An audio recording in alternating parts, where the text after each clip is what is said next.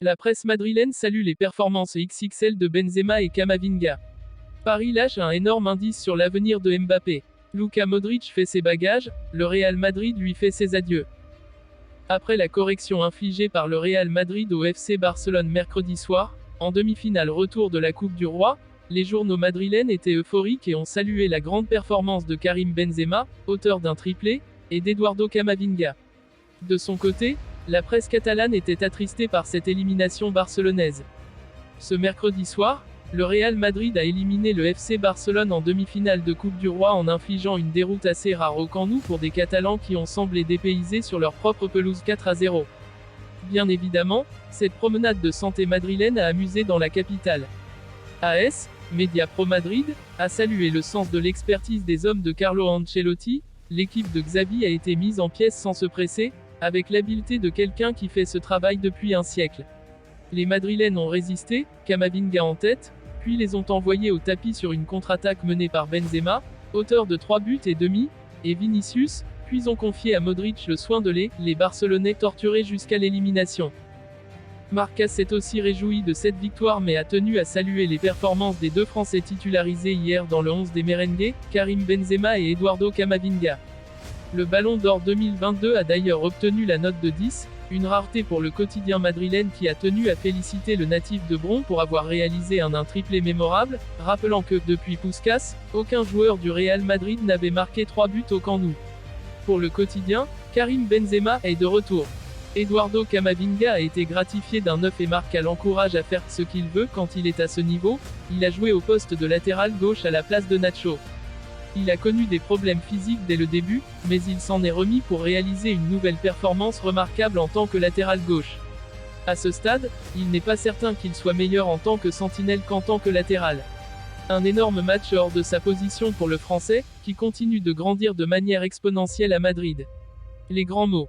L'autre Français titulaire au coup d'envoi était Jules Koundé côté catalan. Le défenseur formé à Bordeaux n'a pas réalisé une grande performance et Mundo Deportivo n'a pas manqué de critiquer sa prestation. Il n'a pas transmis la sécurité idéale dans l'axe de la défense, avec peu d'entente avec Marcos Alonso, non seulement dans les actions de but, mais aussi dans d'autres qui n'ont pas abouti. Attristé, le Mediasport n'a pas manqué de critiquer le football minimaliste proposé par Carlo Ancelotti, si simple, si efficace trop souvent. La première mi-temps s'est terminée exactement comme l'avait prédit l'Italien. L'ABC du football médiocre s'est transformé en résultat. Pour ceux qui ne pensent qu'à gagner et non à divertir leurs supporters, c'est suffisant. Les journalistes n'ont pas manqué de noter la mauvaise seconde période du Barça. Après la pause, c'est la catastrophe. Le Barça se montre absent, comme s'il ne s'agissait pas de lui. Le Real Madrid, qui sent le sang, comprend de quoi il s'agit et prend l'avantage. Pour finir, Sport n'a semble-t-il pas apprécié les provocations de Vinicius Junior, brillant sur le terrain lors de la rencontre. La vérité est que le numéro 20 madrilène n'a jamais cessé d'essayer de titiller le Barça, se jetant sur le terrain au moindre contact et provoquant, ce qu'il fait le mieux. Les minutes ont passé et le match s'est déroulé comme le souhaitait Ancelotti, en vieux chat, et en chanceux.